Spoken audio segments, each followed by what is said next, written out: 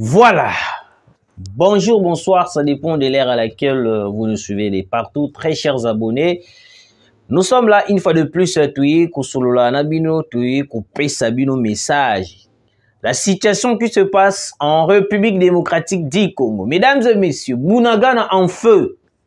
Ouais, Bunagana et Pelimoto, je vous dis. Les Wazalendo ont attaqué plusieurs positions. Il y a M23. En ce moment, Makambo et Kokinde. Très kitoko parce qu'il y a des cadavres à côté, il y a M23. Qu'est-ce qui se passe réellement? Corneille Nanga. Abalukeli Kagame. Corneille Nanga, Nabatonae. Comme il s'imposer contre Kagame, on va en parler. Tout d'abord, je vous prie de partager l'émission, de commenter et que ça la biso vrai bien parce que boyebi que dans tant que tu as informer bino et ça la biso vrai bien to pese ba mote na biso na bato nyonso balanda biso boza de partout, surtout ba abonné na mingi mingi ya Rwanda ya Angola ou ba komela kanga ernion surtout na ba WhatsApp na nini na pese bino mbote. Mesdames et messieurs, en ce moment, la République démocratique du Congo, nous allons face il y a complot dongolo miso ba ko sala pour na ko déstabiliser la République démocratique du Congo. Alors, écoutez, pour na ko bimana kati ya complot o ba ko lukila biso. Parce que les Occidentaux ba ko viser beaucoup plus Tshisekedi. Pourquoi ba ko viser beaucoup plus Tshisekedi? Ba ko viser Tshisekedi parce que la diplomatie agissante ya Tshisekedi ndé ko pousser bango ba na nini ko coincer Tshisekedi jusqu'à ce que ba na ko récupérer mabele na biso. Parce que en ce moment mabele ya République démocratique du Congo, ya est de la République. Ndé yango bango ba nango besoin. Le plan Oezala qui réalisé par Hippolyte Kanambe Kazembere, Joseph Kabila, qui avait signé plusieurs accords qui étaient à la base ya céder la partie est du Congo. Néango Bomonaki Kano Olive Lembe était passé, avait fait une vidéo au qui na Goma, on l'avait filmé pour dire que non, Kabila avait terminé la guerre avec un simple stylo. Le message était clair. Elle voulait nous dire simplement que non, Kabila avait terminé la guerre. Il y a signé d'accord. La chose, oh, Tshisekedi a kolingate kosala. Ndeyango, Olive Lembe, il était en train de rappeler Tshisekedi que non, il faut aller signer les accords pour que la guerre est si la nakati mboka na biso. C'est aussi le pensée de la communauté internationale. Parce que la communauté internationale, en ces points, baza ko penser que non Tshisekedi il faut la coincer, Tshisekedi il faut comment je peux dire la bloquer parce que quand Tshisekedi sera bloqué, c'est ainsi que non Tshisekedi va recourir na place au wapi ya koyeba na nini ko signer ba accord. Non seulement signer les accords, mais Tshisekedi va faire la continuité des accords.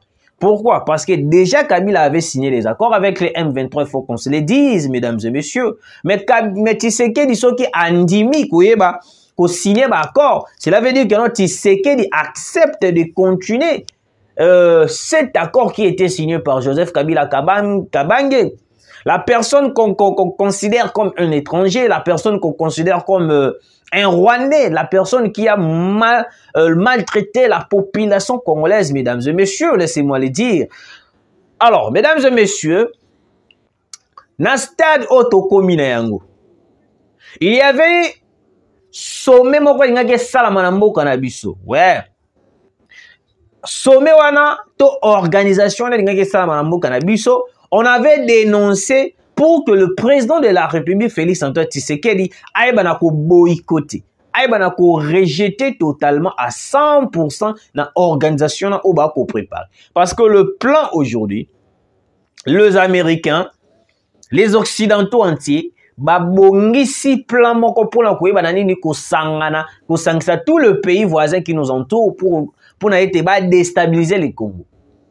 Ba déstabiliser le Congo. Le rôle là-bas, qu'on comprend déjà que Tshisekedi est en train de résister. Surtout au Bango Kolobanae. Tshisekedi est en train de résister. Tshisekedi est en train de résister. Bah, comme il suit qu'on a niveau habité, et comme il to bloqué Tshisekedi, to coincé Tshisekedi. Pour azala sous satan na place mon côté, ya kuyebanako kimila. Alors, mesdames et messieurs, Massa sebeti na Bunagana. Massa sebeti na Bunagana. Le Wazalendo, bazali ba patriotes congolais.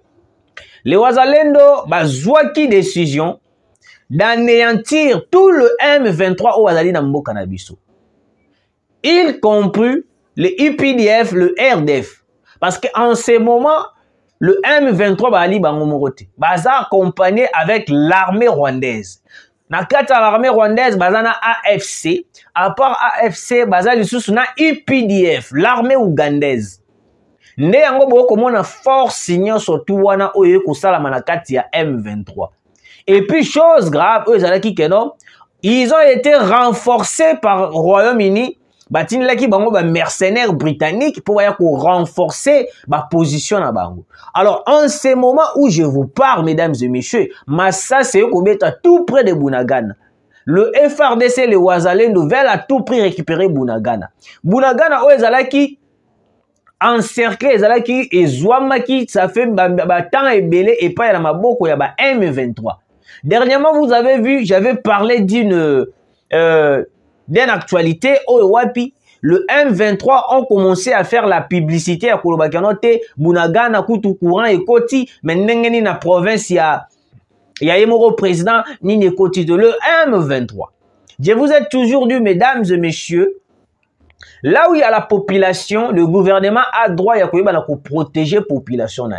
Il n'est pas question que non, la population azali kuna, la rebelle azali kuna, population azali kuna, il faut priver la population abisso et l'autre parce qu'il y a des rebelles. Non, mesdames et messieurs, notre population ils ont payé na Bunagana. Alors, vu que notre population ils ont payé na Bunagana, il est hors de question de priver bango maï, de priver bango courant. Contrairement à tous ceux qui se disent, oh bah M23 bah kouya ko ça la propagande awa. Les M23 sont en train de dire que oh t'es courant et continue na Bunagana grâce na biso moko. C'est faux mesdames et messieurs. C'est faux je vous dis.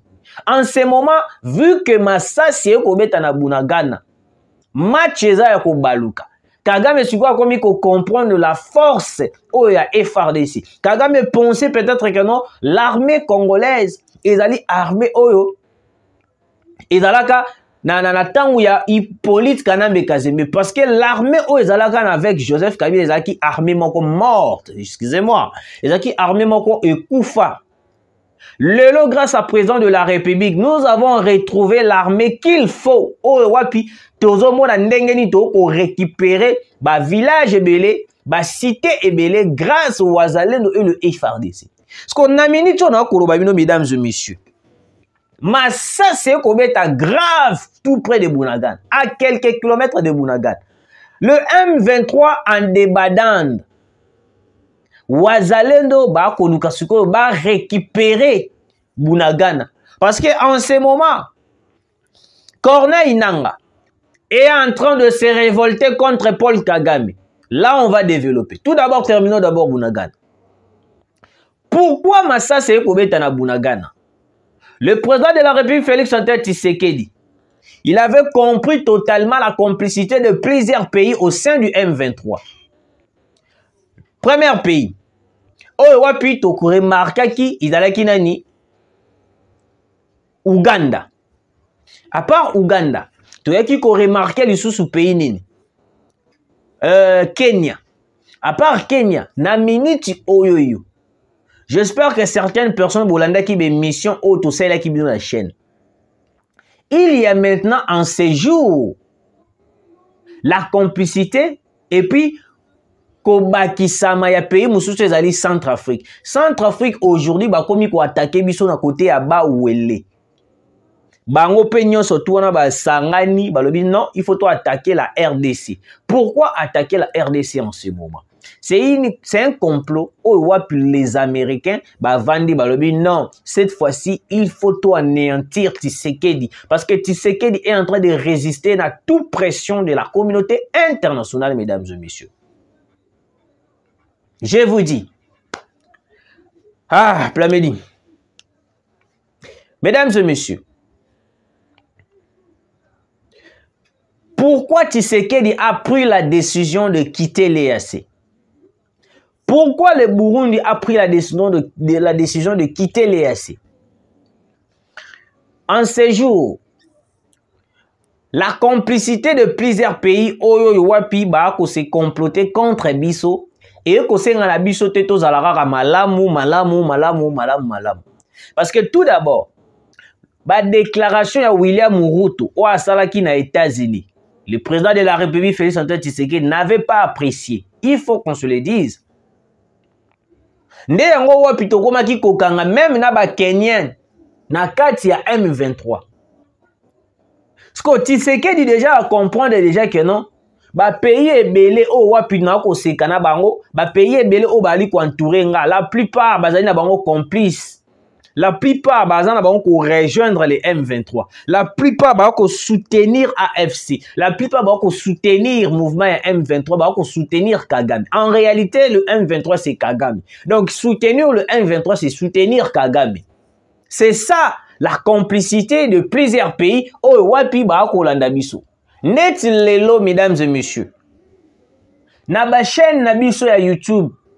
Tokoma même na bobangi ya koyeba na koloba ka ba vérité mususu to kobimisa ka ba stratégie mususu parce que les Rwandais aujourd'hui va koma ko tal plusieurs chaînes congolais parce que ba comprendre déjà que non ba youtubeur rebelle ba communicateur rebelle ba lekaka na ba YouTube ba yaka kobimisa ba stratégie ya armée na bango. Alors soki to kolandango il est mieux Koyoka et puis ko pesaka ba stratégie wana Paul Kagame. Dernièrement awa wana parlement na Rwanda. Ils ont adopté une loi. Ils ont adopté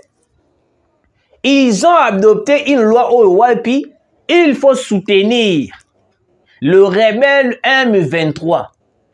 Même la population rwandaise vous a obligé à soutenir les rebelles M23. Wana ezalaki loi moko adopté na Rwanda. Alors, toleka koti wana. Qu'est-ce qui se passe réellement na Bunagana? Mesdames et messieurs, vous avez remarqué bah prouesse ces derniers temps il y a armée congolaise avec le Wazalendo. Tangu Bintu Keita ayaka awa koyoka ku ayaka ku bebisa image ya ba Wazalendo.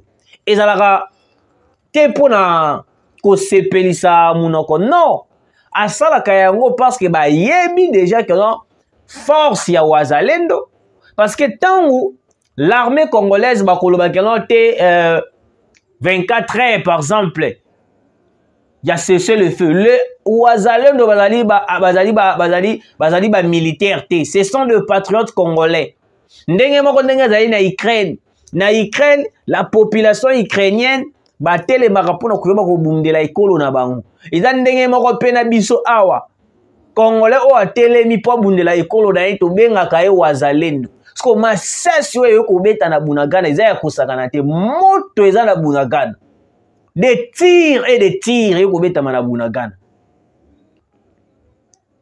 parce que pourquoi le M23 ba ko résister ya koyeba na ko garder toujours Bunagana parce que Bunagana ezali na frontière tout près ya pays o ezali ko infiltrer biso parce que loka ezali pembeli na pays o ezali ko infiltrer biso yango lo moni ba ko résister na Bunagana parce que ravitaillement na bango mususu esalamaka à travers Bunagana ravitaillement na bango ebele esalamaka à travers Bunagana. C'est pour cela le M23 ba ko résister de ne pas laisser Bunagana, de ne pas abandonner Bunagana. Mais ça c'est kobeta depuis 15 heures. Mais ça c'est kobeta na Bunagana.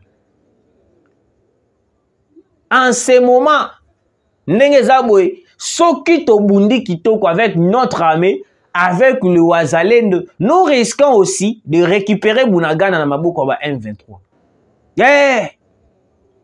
Parce que Bunagana wana ndenge ezali bongo, ezali place au wapi soki to botoli bango yango, même ba ravitaillement na bango mususu ekosalama te. Soki boko komona ke ba kozala ravitailler à chaque fois ravitailler, c'est parce que aussi Bunagana pe eza pe kaka place au bango pe bazwi bakangi. Dernièrement to mona ki ndenge nini ravitaillement ya ba M23 ba ndeko ko à travers Bunagana. Bunagana, masasi ekobeta na Bunagana. Le Wazalendo bako déclaré bako loba nyonso tout. Plusieurs Wazalendo nous écrivent balobi kena ndeko na biso rabi. Na minute o décision na biso makasi komini to récupérer Bunagana. Parce que Bunagana na minute oyoyo. Le M23 bako sala ki orgueil makasi. Bako tombo makasi, bako tombo la Kagame makasi. Pourquoi? Parce que baza bloqué Bunagana. Bunagana ezali lié facile pour na koyeba na ko ravitailler bango, place facile pour na koyeba na nini bazwa kamando ki baya kubeta ka population congolaise. À part ba localité mususu ba cité mususu o bazali, mais Bunagana penende ezali pena place wapi pena keno ba vanda ba tia ba siège na bango. Dernièrement, bautaki ko sala radio na bango moko ya ba M23 ya ba Rwandais wapi na Bunagana. Sko nyonso wana ba ntango ba ko sala ngo Tshisekedi e ko pesa esiko okanda. Alors que on avait fait une déclaration en disant que non, communauté internationale, il est temps ya ko benda Kagame matoyi ko yebisa ke na abimisa ba homme na ye na mabele na biso. Mais la communauté internationale vit que bazali complice na oyo nyonso to ekoleka na res publica na oyo nyonso to ekoleka awa. C'est pour cela jusqu'à ce niveau ils n'ont rien à faire pour déjà bango moko ba ko ravitailler ba ko pesa Kagame minduki o Kagame ba ko pesa le M23. C'est pour cela au monde attend to akizaka les États-Unis que non il est complice il faut bondimi la biso. Bazarane loko kolobate à part de venir ici dire que non ya kuwangala que non te biso to ko soutenir le Rwanda te to ko soutenir le Rwanda te, alors que conscience na bango ba ebi normalement que non te biso nde to soutenir le Rwanda. Si ce n'était pas le cas, pourquoi William Ruto a été aux États-Unis pour faire cette déclaration en koloba que non te problème il y a RDC zali problème moko, il faut qu'on signe ba accord parce que le langage était clair, il faut signer les accords. Mesdames et messieurs, en ce moment prions Dieu pour que toi bala ko récupérer Bunagana wana, parce que ma sase ko bezo beta na Bunagana eza ya ko sakanate. Je vous assure mesdames et messieurs, ceux qui t'ont récupéré Bunagana lelo t'ont bloqué parce que en ce moment na minute mesdames et messieurs, président de la République a lembi déjà makambo ba barrière. Na minute oyo Rwanda na biso etiki komika ka tocha mur. Rwanda na biso etikali ka tocha mur. Parce que to komona déjà à lire makambo yoko kendela avec Kagame to kozala lisusu bienti.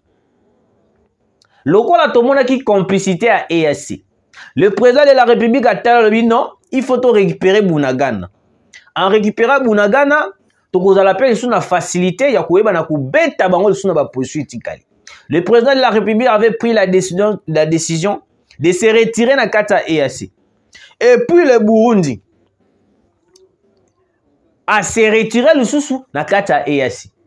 Mesdames et messieurs, pays oyo peut-être toza nango confiance o lelo soki to lobby boy ye pas lobby boy a kotambola na maloba na biso mibale ezali kaka Burundi.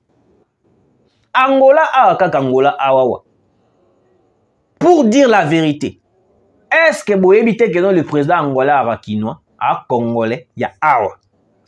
Et puis, d'après nos informations, il se peut que le président Angola Ali Moulouba.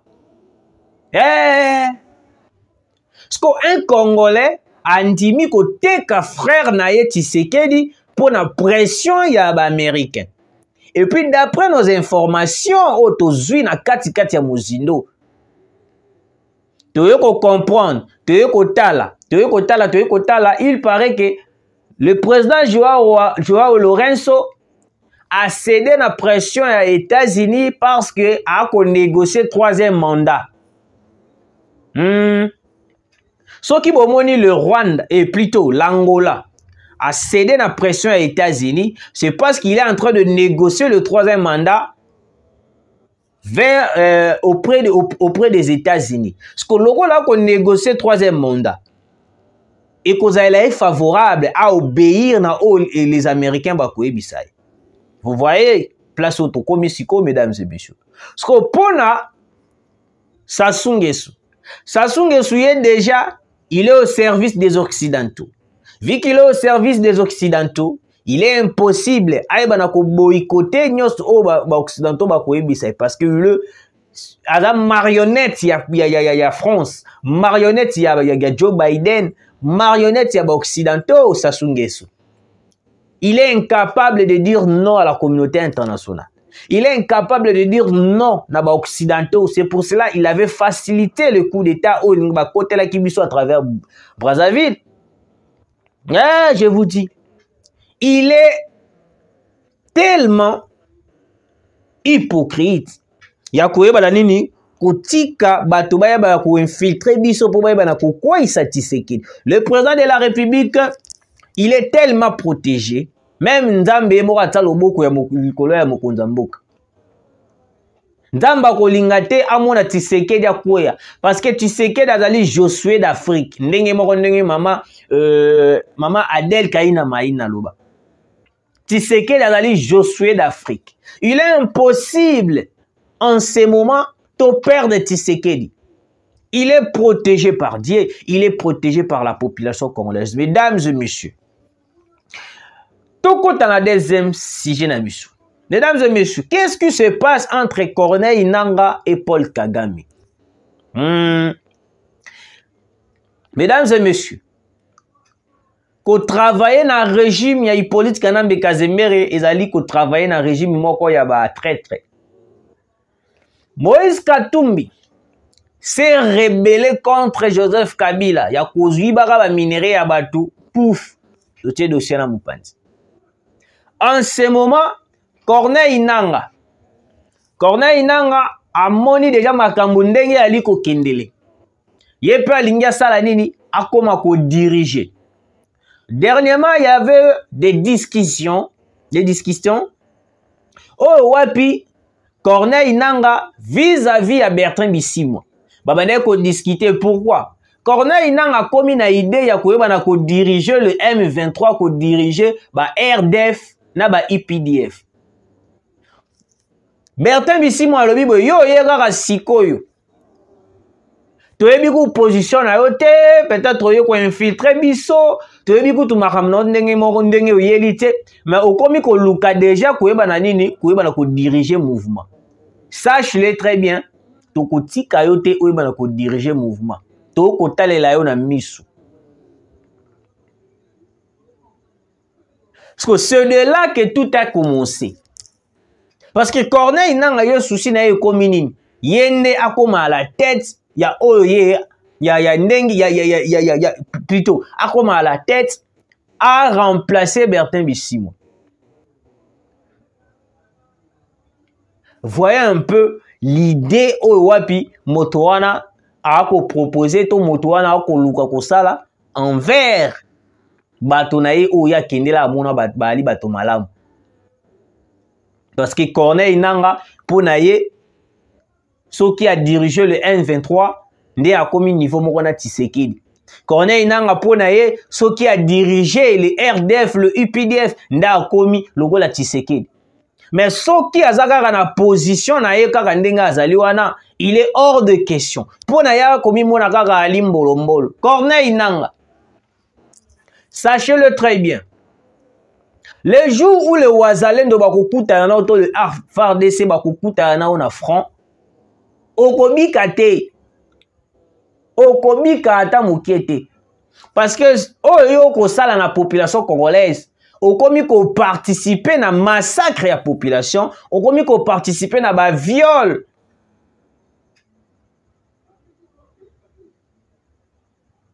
Alors, il est impossible que notre tique la Corneille Nangaa. Corneille Nangaa a koluka stratégie nyonso tu. Corneille Nangaa a koluka ba méthode nyonso tu. Ndenge nini akoki kosala ba dossier na ye, ndenge nini akoki kosala ba makambo na ye, parce qu'en ce moment, mesdames et messieurs, Corneille Nangaa a kota la place nini où il y a koki ko déstabiliser pour y aller à la tête, il y a M23. Alors, qu'est-ce qui se passe?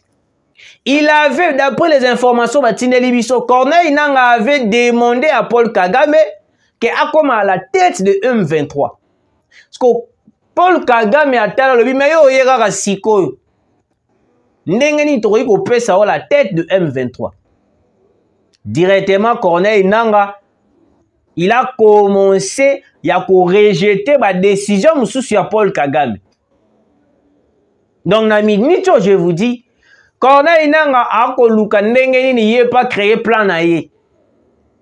Ndenge dans la AFC, yé pas créé mouvement na yé de côté, yé pas comme na ngambu na yé. Parce que yé po na yé ezali nini que note ngandi na koma ko diriger bango parce que ngaba ko bando ko diriger ngate boye. C'est ça. Parce que tant que bako diriger pas Bertrand Bisimwa, ako mona bako diriger bako lobanaye pas ba Willy Ngoma, bako diriger pas ba Tukingani, bako diriger pas ba Tukingani, yé po na muteme ko simbata mukete. Donc pour na Corneille Nangaa ako mona muteme ko simbata mukete. Donc il cherche à tout prix à toujours à la tête, à toujours diriger, à toujours sera lobby be batu bayoki, sera lobby be batu bayoki. Mais monsieur Corneille Nangaa, pourquoi Ozoluka à tout prix qu'on clouer, qu'on creuser tombe na yo avant même que non okoma na ba âge moko boy? Parce que na minute o makamdenge ko kendela avec Tshisekedi. Le jour où Tokokanga Corneille Nangaa na maboko, c'est le jour là à subir peine de mort. À subir peine de mort, je vous dis. Il est hors de question de continuer na ba bêtise. Parce que on l'a bêtise. Bêtise, il y a bêtise. A koluka ndenge nyonso tout comment est-ce que akoyeba na nini kozwa pouvoir parce que yé pour ça na ezali na ayeba na kozala la tête, ayeba na ko diriger Bertrand Bisimwa dans la simana. C'est ça.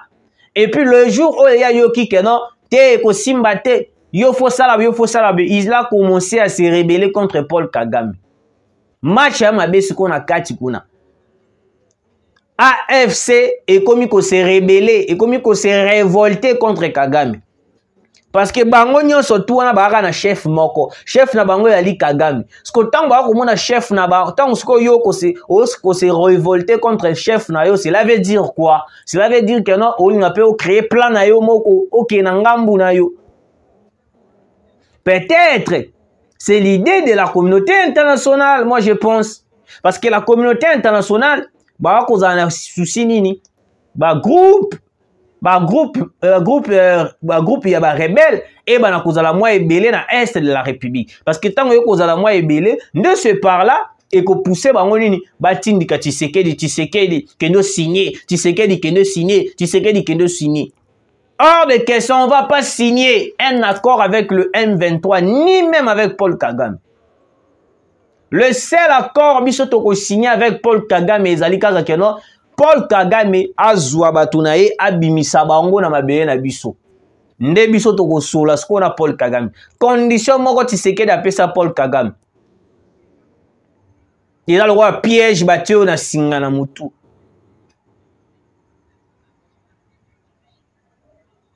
Bimisa batuna na mabele na biso zongisa bango Rwanda. Au cas contraire, toko continuer na yo kobomaka toujours tous les M23. Parce que biso toko zwa bango lokola ba mpese.